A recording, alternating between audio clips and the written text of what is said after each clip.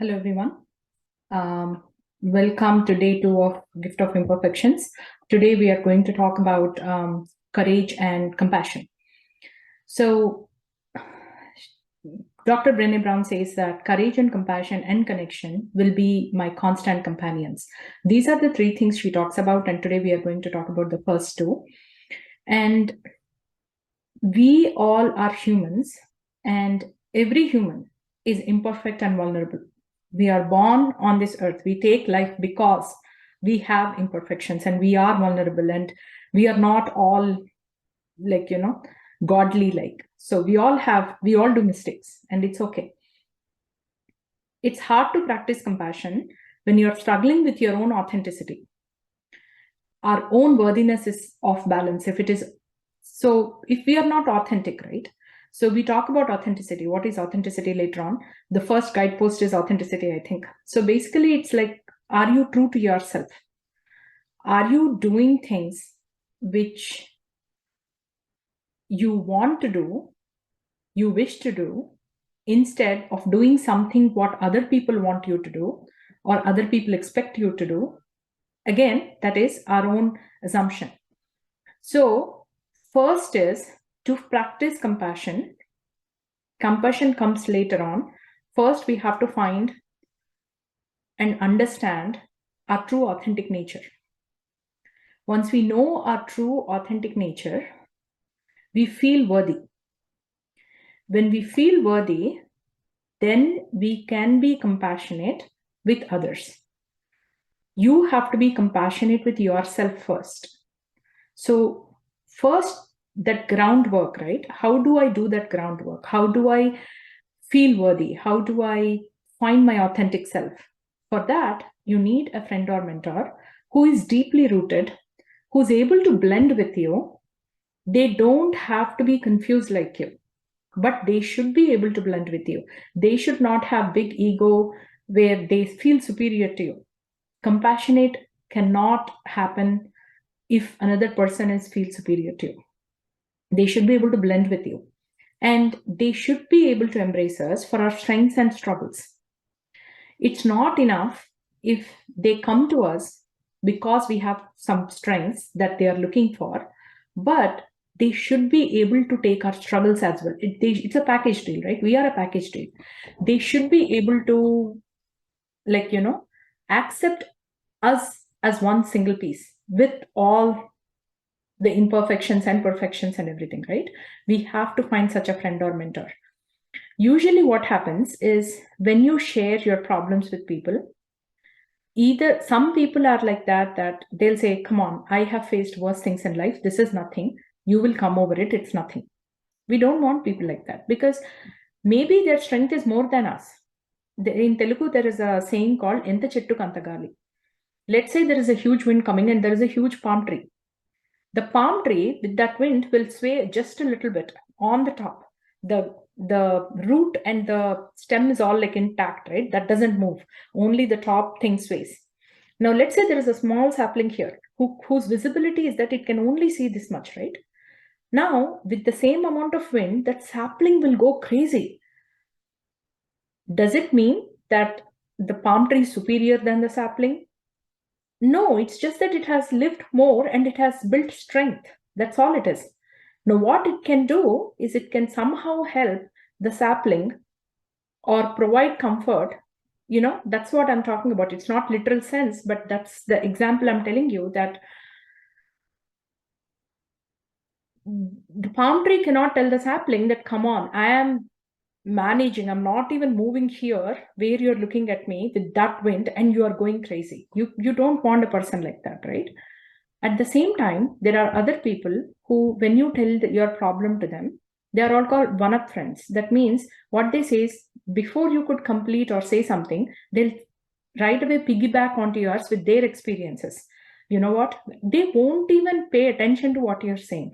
I have few people in my life like that. It's so funny. It's just that, what did you just do? I mean, things like that. So you need a friend or a mentor who is deeply rooted in their own worthiness. They are authentic, they are compassionate, but at the same time, they're able to blend with you. They're able to help you in becoming authentic and worthy. So we need somebody who can honor our struggle, who should not look down upon us for what we are going through right now, who should not criticize us. They should honor our struggle. No matter what a person is going through, they are in a learning phase. They are experiencing life. Everybody experiences life in their own stride. Everybody's experience is unique. You cannot say that you are doing this wrong. You're experiencing life wrong. How can you get so down when this happens? Life, there are worse things that happen in life. Who cares when worse things happen in life? Right now, I'm in this moment where I'm going through this part of my life, right? And you can share to such people who have earned the right. What do you mean by earn the right to listen to you? It's like an interview, right? It's like, are you the right person to be my friend or a mentor? You have to do your due diligence and you have to pick the right people. Otherwise, you will not benefit or have a better experience or come out of your darkness, but you will go deep. So that is what I mean by earn the right. And compassion is basically connecting with the right person at the right time for the right issue. Sometimes it is not just one person or friend or mentor that could help you. There might be multiple people. Some you could go for one particular problem. The other person you can go for another problem, right? So you have to, for being compassionate with another person, you should be able to connect with them. And you connect with different people at different periods of your time and for different issues, right? We all have like that. For some particular issues, we go to them. So for some others, we go to them, something like that, right? So you have to do your homework on finding the right person. So in family and friends, do you have such a person? If you don't, find such person. And oftentimes, human nature is we find people who love us, who embrace us, right? If you at all have those people, be very careful, very gentle, very friendly to save those relationships. Do whatever it takes to save that relationship. Don't ruin those relationships for silly reasons. Save them because they are the ones who are going to help you navigate the difficult times in your life. And courage, what is courage? So courage is to speak one's mind by telling all of one's heart. Courage is often misunderstood. The word is wrongly defined in our culture or upbringing or anything. If the definition of courage is to speak my mind by telling all of my heart, that I cannot do that if I'm not vulnerable, right? So I might cry. I might cry when I become vulnerable. When your soul becomes vulnerable, automatically tears comes out of your eyes. Does that mean I'm not courageous? That is true courageous, that you are able to confront the depths of your heart and share with another person, bring it to the top and share with another person without suppressing or repressing it. Mostly people say if somebody is crying, they are weak, they're emotional. What is wrong being emotional? It takes courage to be emotional. It takes courage to face your emotions, to allow them to come up, and wholehearted living needs ordinary courage. It's not like bravery, go fight in the war, like nothing like that. It's just simple courage, ordinary courage. Are you courageous? Ask for yourself, are you courageous? In the map of consciousness, David Hawkins have shown us what is a map of consciousness. All the negative emotions of depression, fear, guilt, anger, pride, all those things start from 20 and go until 150 or something. Courage is 200. Courage is the breaking point. It is the breaking point. Once you reach that emotion, it's going upward is neutrality, acceptance, enlightenment, joy. All those become easy once you're courageous. Are you courageous? What is stopping you from being courageous? Ask those questions. Oftentimes it won't look good if I keep crying all the time. Who asked you to cry all the time? Cry with the right person at the right time. Share it with the right person at the right time. You need not cry all the time.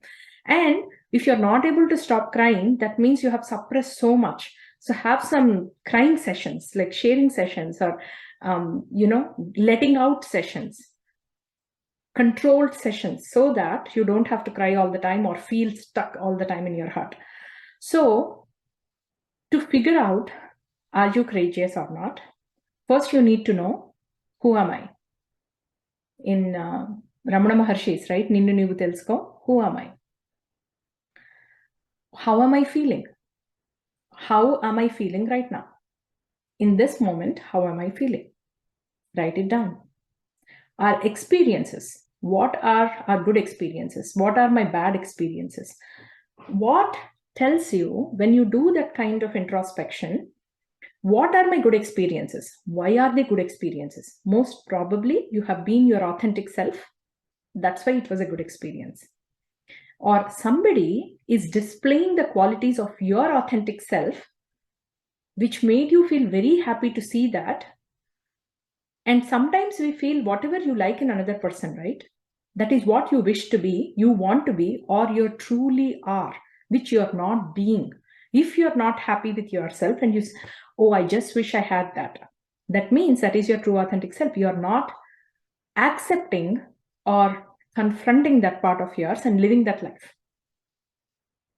And bad experiences. Why was it a bad experience?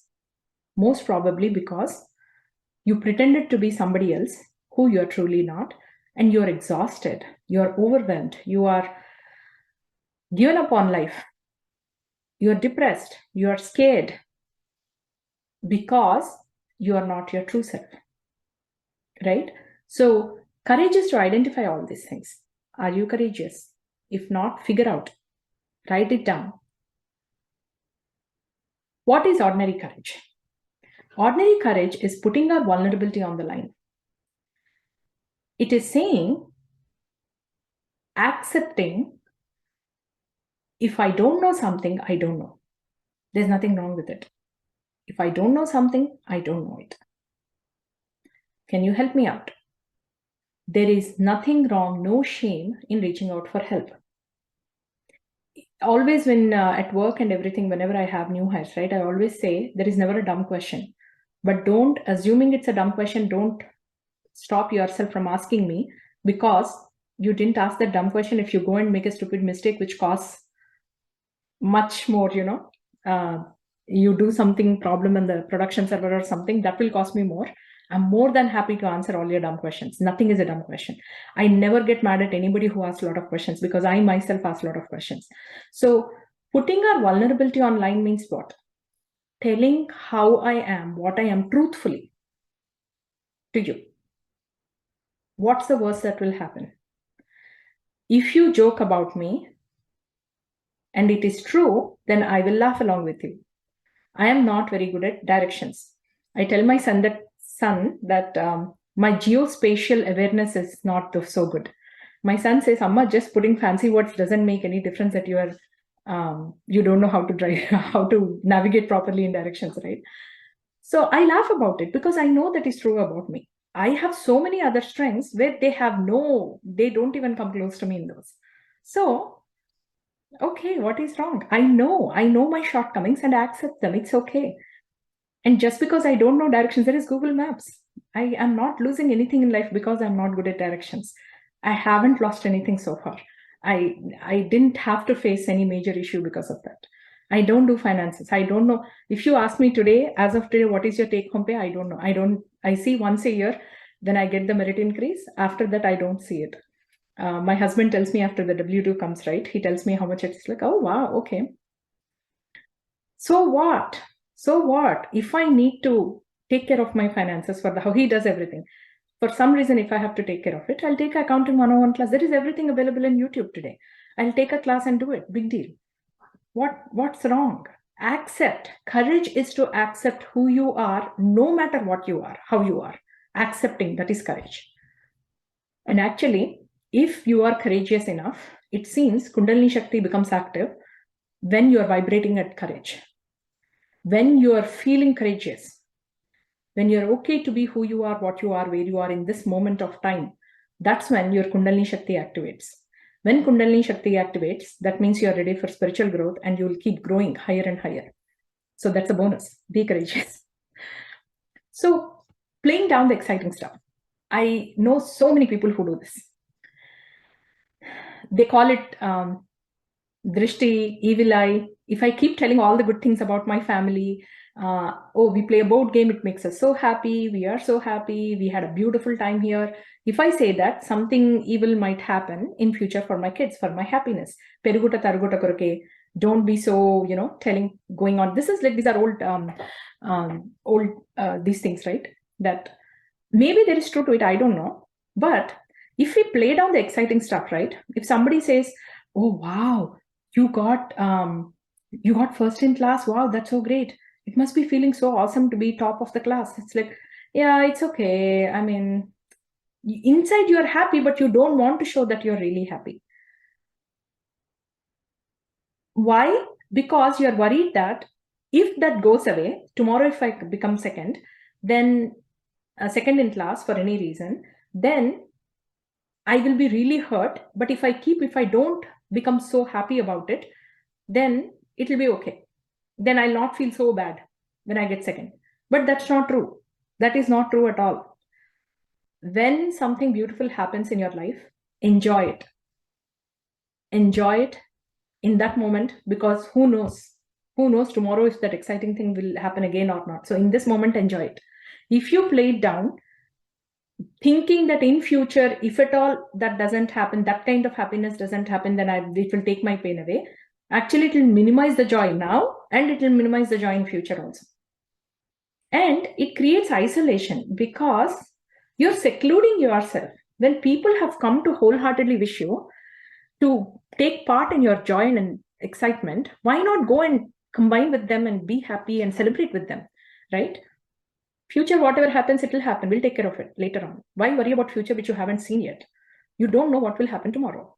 So don't play down stuff. Have fun. We all need a friend who will say, here is my story. You're not alone. Now, it need not be a similar story. If I have friends who are single moms, who are divorced, or who are single, who broke up, or something like that, that did not happen in my life, but they are some of my best friends.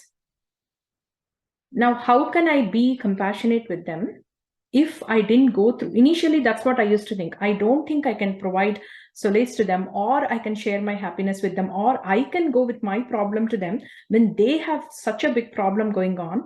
How can I take my small problem to them, right? That is not true. When you treat everybody as your equal, we all have some kind of problem. You have problem A, I have problem B, somebody has problem C. We need not have the same problem to understand each other and to be compassionate with each other. But even though you're going through a big problem, if I come and share with you my problem, which might be very trivial compared to what you're going through, the fact that I respect you and trust you to help me with this, that just gives you a boost. That gives you a sense of confidence that, oh, Madhu is confiding in me. She's coming to me for help. And mostly they might be seeing you as a big rock solid person to show them that, no, I am also vulnerable. I do have problems too. It's not all rosy how you see it from outside. Here is my story. The shade might be different, the intensity might be different, the situation might be different, but you are not alone. Everybody has problems. Mine might be minuscule compared to yours, but still I have a problem, right? And most probably they might have, my friends, they are financially so good. They manage their finances so well. They are so independent. They are so confident. They can live alone. It's amazing. I have none of those qualities. I have literally, really, I'm negative in those qualities, So I can draw that from them while giving what I have, what I'm good at to them. And we both together can balance it out and have a great friendship, right? So find a friend who can help you like that. unconditionally love you for who you are, embrace you for who you are. But before that, before asking or finding a friend like that, you be a friend like that. You be a friend like that, automatically doors will open up. And if not that person, somebody else who is like that will come to you. It need not be one-on-one. If I am a friend like that to you, for whatever reason, you might not be able to extend that kind of friendship to me. But the moment I open my door to you, somebody else might come who can be of like that help to me. Courage has a ripple effect. Choose courage. When you choose courage in every little thing, only one thing, if you cannot be courageous everywhere, with everyone, at every time, be courageous. Start taking small things where you can be courageous. When you are courageous, you make others feel better. You can inspire other people and they can show more courage. When little by little, it's like pay it forward kind of thing, right? When little by little, you are showing courage and people around you in a small group become courageous because of you. And in their groups, world will become a little braver, a better place. You have no idea how, about that chaos theory where a butterfly flapped its wings somewhere in Mexico and a hurricane came in Texas or something. Who knows? And Pay It Forward is a very good movie. It's a very old movie, but I forgot the actor, man. Sixth Sense. Who's that guy?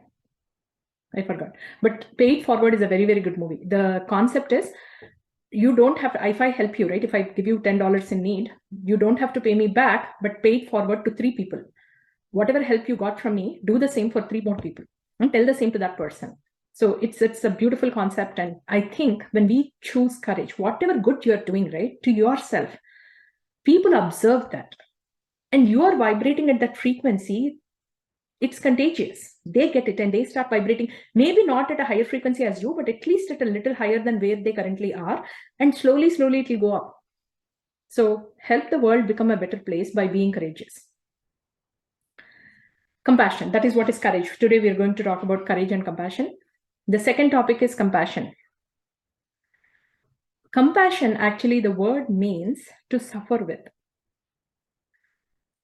If I'm suffering with you, at first I didn't understand, like, why should I suffer? Like, I don't know. But practicing compassion is very daring. To be there for a person in their vulnerable state is very daring. First, we have to be compassionate. The prerequisite is we have to learn to relax and we have to learn to move gently towards what scares us. We have to draw from the wholeness of our experience, our suffering, our empathy, our cruelty, our terror, to be able to be compassionate with other person. Often when people use the word compassion, they never use for themselves, they use it for others. You can never be compassionate with other people if you are not compassionate with yourself first. If you don't self-care, take self-care, accept yourself, be nice to yourself, you cannot be the same to others. If you say that I stretch myself so thin because I care about others, that is not called caring. Because what happens is in that moment, you might think that you are caring, I want to help this person and everything. But what happens is if they don't acknowledge your work, what you did by going extra 1,000 miles for them, it hurts so bad. It really hurts. Why? Because you put online your self-caring. You took it out and you put that online for them. In that time where you could have taken self-care, you went and you did that extra work to them. Now you are asking them to pay the price of that self-care. It's not fair. It is not at all fair.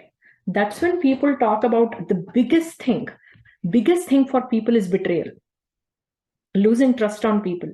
Betrayal. Saying that after they get betrayed, I can never forgive you.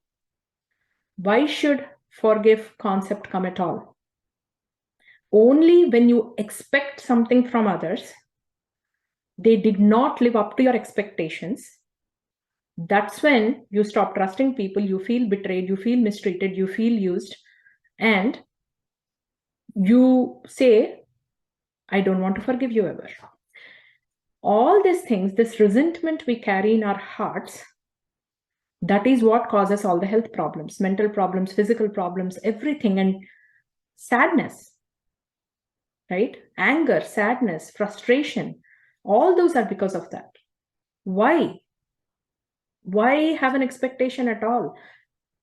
Simple solution. Take care of yourself first. Accept yourself first. Love yourself first. It's impossible for people who have this fancy idea that I'm a very compassionate person. Please let me break it to you. If you are not compassionate with yourself, compassionate people are happy people. Happy in the sense that, yes, you have problems in life, but you are not suffering. You have taken the pain of suffering, emotional suffering from you because you learned how to take care of yourself.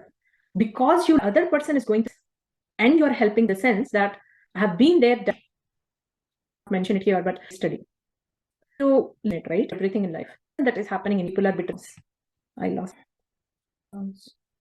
Dr. Brene Brown has, I brought all these books actually. She read books by Pema Chodron and other people, and she has used that long language. It's about compassion and everything. So I really love this quotation where she uses, compassion is not a relationship between the healer and the wounded. Others, they feel superior to them. They feel that I'm a healer, you are the wounded. That is not true. That is not true. It is a relationship between equals. Only when you see the other person as your equal, unconditional love, only then you could actually help them.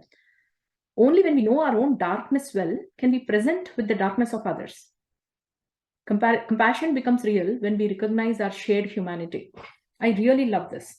We all are equal. No matter where you are, how you are, we all are equal. If you cannot see me as your equal, then you have not grown spiritually. You did not understand the value of life or the meaning of life. That's my opinion. No matter where you are, how you are, I am your equal, you are my equal. We are all one. It's one consciousness, right? That's what one consciousness is about. So it is nothing superior to be able to be compassionate to other people. Just think of it that way. Boundaries. To be able to be compassionate, what is the first criteria? We have to take self-care, right? How can we take care of ourselves? When we set boundaries. If you feel used, mistreated, used, whose problem is it? Not the person who is using you or mistreating you. It is your problem because you did not set enough boundaries. You did not let them know what is right and what is not, what is acceptable and what is not. You did not set the boundaries. Set the boundaries right. Hold people accountable for their behavior. Say that you are doing this, I do not appreciate this behavior, right? Hold people accountable for their behavior. So it is difficult than shaming and blaming. It's more difficult. Often it's easier to shame other people or blame others and say, you are like this, you are this, you did this. It's easy. It comes right away like this.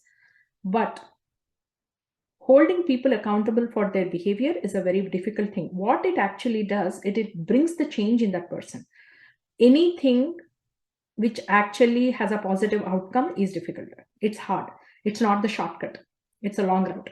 So compassion, if you want to be compassionate, you need to learn to set boundaries. Set boundaries and say, this is my area. This is my time, me time. This is my area. Respect it. Don't come, don't disturb me. I want to do something for myself. Whatever it is, going to a spa, getting a pedicure, manicure, doesn't matter what it is, reading a book, just reading a book, or binge watching your TV, watching chick flicks, whatever happens, eating ice cream, whatever, right? The heart of compassion is really acceptance. You accept the other person and accept yourself first and then accept others. And here there is a sequence of things, right? To be able to accept others for who they are, you have to first accept ourselves. Once we accept ourselves, that means what? No matter what our shortcomings are, we have accepted them, right? Once you learn to accept your shortcomings, you will start accepting them in others too. It might not be the exact shortcoming in another person. It could be something different. Acceptance equals compassion. We live in a blame culture. It's his fault, it's her fault, it's their fault, it's not me. First thing, when kids, right, when you say, hey, where is the remote? I didn't touch it. I didn't move it. Pralada, did you eat chocolate? No, it's not Mixana, right? So instead of creating a blame culture, you yourself, instead of you blaming, instead of me, I blaming somebody else, it is better I create some meaningful consequences. Instead of saying, you always eat this, you always do this, you always sneak in and eat chocolate, you always sneak in whenever I'm not there, you use a device. Instead of that, say that, put a boundary, put a limit on devices, and then say, if I see you using more than this when I'm not home, you'll get a consequence. It's not enough to set the consequence, enforce them, follow up, do it. It's okay to be firm while being kind. You are kind when you don't blame other people. You can be firm in your actions, your speech, whatever it is, by still being kind. And you need not be angry, but make people more accountable, then you'll become automatically, your anger will become less. Once you make, you'll be so surprised. Oftentimes we assume a lot of things. We assume that these people won't do it. Make people accountable and you'll be amazingly surprised on how people do it. Once we make people accountable, we'll blame them less. We start, and you know what, when you set boundaries for yourself, you respect others' boundaries too, right? If my husband wants to watch sports and he says, this is the time I want to watch sports, okay, fine, give it to them. But then later on, this is my time. You don't like watching romantic movies, I watch romantic movies. So this is my time, I'll watch it. It's okay, right? So don't blame others. Respect the boundaries. You set boundaries, and with that boundary, set meaningful consequences and enforce them. And that way, you need not blame anybody.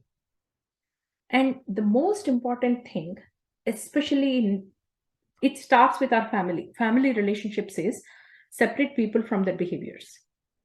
Nobody is a bad person. In their hearts, everybody tries to impress the other person. They are looking for their validation. They're looking for their respect. They're looking for the love. They're looking for affirmation that, oh, wow, what you're doing is right. Everybody, how much old you are, younger to old, everybody is looking for that. Nobody is a bad person. Behaviors might be questionable. So separate the people from the behavior. In your speech, when you're saying things, say this behavior, and especially if you reward positive behaviors and give consequences to negative behaviors, right? I actually give my husband a third cup of, he drinks coffee, and I give him 2 cups of coffee. And if I'm really happy with him, I actually give him a third cup of coffee. It might sound very silly, and it is not actually it is manipulative, because it's a good manipulative thing. I am showing him reward. It's that, that sense of happiness. He acknowledges that. He'd be like, why am I getting a third coffee today? What did I do? And gives kids chocolate or something, right? Candy or something, or some device time, extra device time. Reward their positive behaviors. It's literally, I don't know how many of you watched Big Bang Theory. Sheldon does an experiment with Penny. Whenever she does something good, he gives her a chocolate. And it seems that experiment somebody did on dogs. Like whenever they give a treat to the dog, and the dogs actually fetch whenever you give it. So she does that, and he says, so humans also behave like dogs. So it is true. It is so true. My family is like I call them the lab rats, because I experiment all the psychological experiments with them. But try it out without telling your spouse or kids.